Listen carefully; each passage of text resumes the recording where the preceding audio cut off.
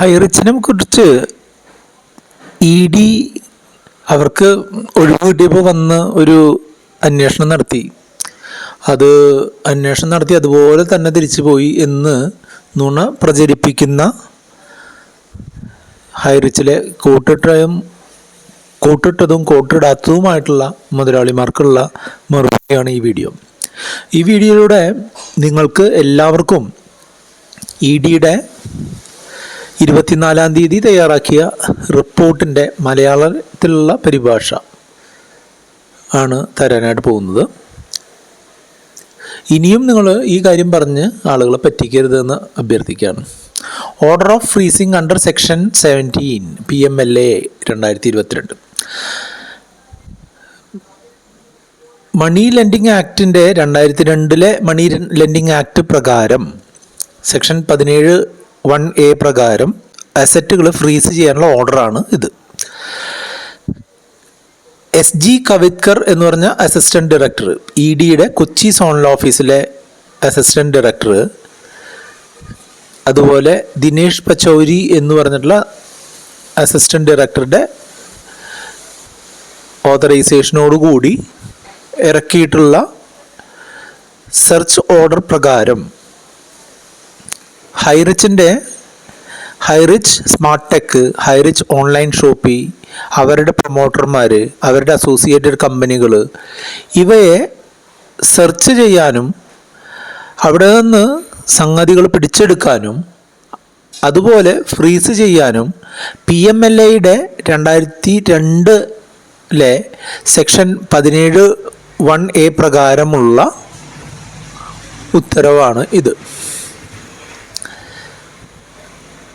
ആറാട്ടുപുഴയിലെ capital arts business സ്പേസസിൽ പ്രവർത്തിച്ചു കൊണ്ടിരിക്കുന്ന ഈ സ്ഥാപനങ്ങൾ PMLA 2002 PMLA ആക്ട് പ്രകാരം താഴെ പറയുന്ന വസ്തുവകകൾ, ബാങ്ക് നിക്ഷേപങ്ങൾ, ഫിക്സഡ് ഡെപ്പോസിറ്റുകൾ, അങ്ങനെ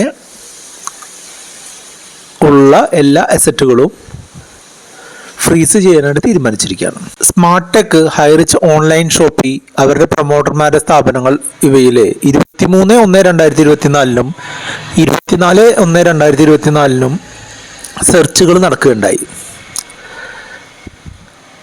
ആ സെർച്ച് സമയത്ത് ചീഫ് ഓപ്പറേറ്റിംഗ് ഓഫീസറും മാർക്കറ്റിംഗ് മാനേജറും ആയിട്ടുള്ള ആളുകൾ കൂടാതെ പ്രൊമോട്ടർമാർ നിയമം അനുശാസിക്കാത്ത പ്രവർത്തനങ്ങൾ നടത്തിയിട്ടുണ്ട് എന്നുള്ളത് തത്വത്തിൽ സമ്മതിക്കുകയും അതുവഴി പബ്ലിക്കിനെ ചീറ്റ് ചെയ്തുകൊണ്ട് 1157.32 രൂപ കളക്ട് ചെയ്തിട്ടുണ്ട് എന്നും ഹൈറിച്ച് ഓൺലൈൻ ഷോപ്പി ഇത്തരത്തിൽ മണി ചെയിൻ ബിസിനസ് അല്ലെങ്കിൽ മൾട്ടി ലെവൽ മാർക്കറ്റിംഗ് സംവിധാനം വഴി പർച്ചേസ് കൺസൈൻമെൻറ്റ് അഡ്വാൻസ് എന്ന് പറഞ്ഞിട്ടുള്ള രീതിയിൽ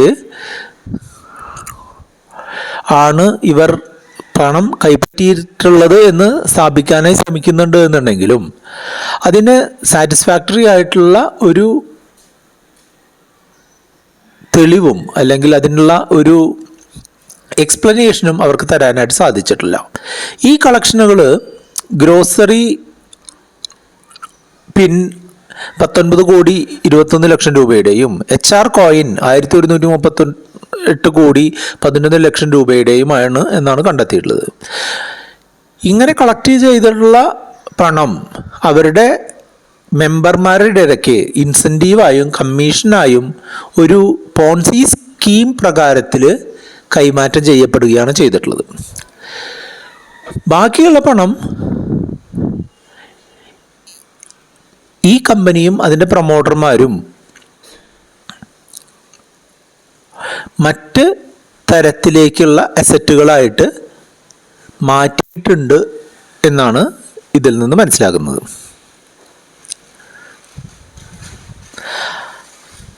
അതായത് Highrich smart tech, Highrich online shoppe, അവരുടെ പ്രൊമോട്ടർമാർ, അസോസിയേറ്റ് കമ്പനികൾ, അതുപോലെ ഹൈറിച്ച് DS കമ്പനി, അനശ്വര ഡിസ്ട്രിബ്യൂട്ടേഴ്സ്, അതിൻ്റെ സിസ്റ്റർ കൺസേൺസ്, അങ്ങനെ ഈ ഇവരുടെ എല്ലാം പേരിൽ പലതരത്തിലുള്ള ഇൻവെസ്റ്റ്മെൻറ്റുകളായിട്ട് മാറ്റിയിട്ടുള്ളതായിട്ടാണ് കാണുന്നത്. അതായത് ആളുകളുടെ പബ്ലിക്കുകളുടെ അടുത്ത് നിന്ന് കൂടുതൽ പണം ലാഭം തരാമെന്ന് പറഞ്ഞുകൊണ്ട് മേടിച്ചിട്ടുള്ള പണത്തിൽ മേജോറിറ്റി പങ്കും ഇതിൽ ചേർന്നിട്ടുള്ള ആളുകൾക്ക് തന്നെ ഇൻസെൻറ്റീവായിട്ട് തിരികെ കൊടുക്കുകയും ബാക്കിയുള്ളത് ഇവരുടെ അസറ്റുകളായിട്ട് മാറ്റുകയും ചെയ്തു എന്നുള്ളതാണ് രണ്ടാമത്തെ സെക്ഷനിൽ പറയുന്നത്. ഇനി മൂന്നാമത്തെ സെക്ഷൻ എന്താണെന്നുള്ളത് കേൾക്കാം. ഫർദർ വി ഒബ്സർവ്ഡ്, അതായത് KD പ്രതാപനും ശ്രീന പ്രതാപനും ഈ ഹൈറിച്ച് സ്മാർട്ടെക് കമ്പനിയുടെ പ്രൊമോട്ടർമാരായിട്ട് ക്രിപ്റ്റോ കറൻസി വ്യാപാരം നടത്തുന്നതിനായിട്ട് അന്തർദേശീയ തലത്തിൽ ക്രിപ്റ്റോ കോയിൻ ഉണ്ടാക്കാനുള്ള ഒരു സ്കീമുമായിട്ട് മുന്നോട്ട് വന്നിരുന്നു. ആ സ്കീം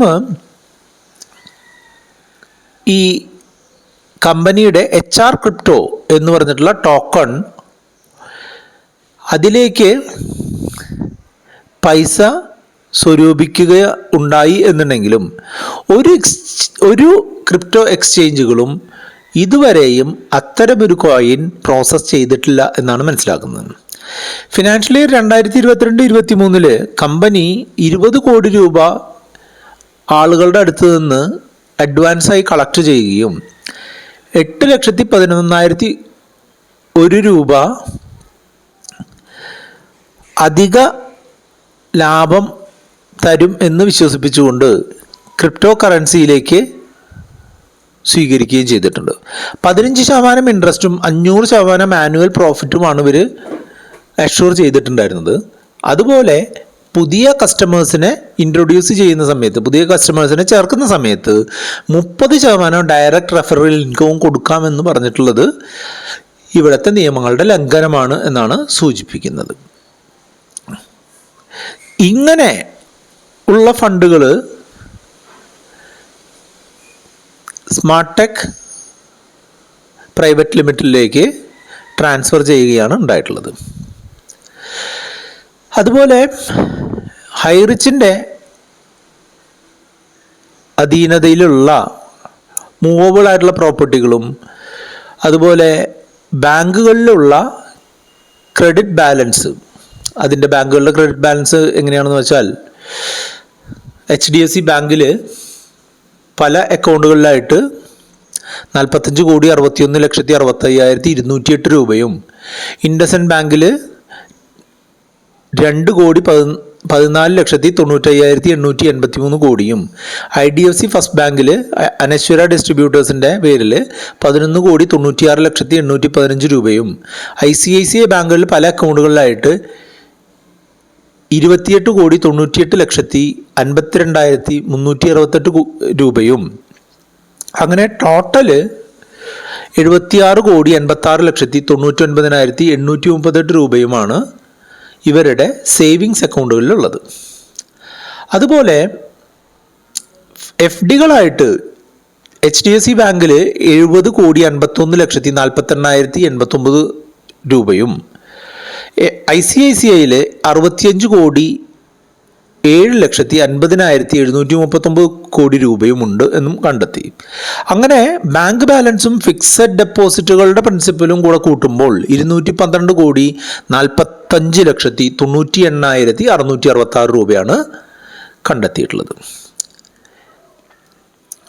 മേൽ പറഞ്ഞിട്ടുള്ള കാര്യങ്ങളിൽ നിന്ന് മനസ്സിലാവുന്നത് എന്താണെന്ന് വെച്ചാൽ, ഈ 212,45,98,666 രൂപ ഈ കമ്പനികൾ, ഹൈറിച്ച് സ്മാർട്ടെക്കും ഹൈറിച്ച് ഓൺലൈൻ ഷോപ്പിയും അവരുടെ അസോസിയേറ്റ് സ്ഥാപനങ്ങളും എല്ലാം തന്നെ 2002 PMLA പ്രകാരം സ്വരൂപിച്ചിട്ടുള്ളതാണെന്നും അതുകൊണ്ട് തന്നെ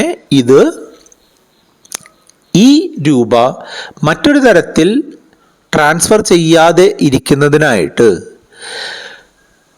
ഫ്രീസ് ചെയ്യാനായിട്ട് തീരുമാനിക്കുകയാണ് ഉണ്ടായിട്ടുള്ളത്. Prevention of money laundering act 2002 പ്രകാരം ഈ 212 കോടി രൂപ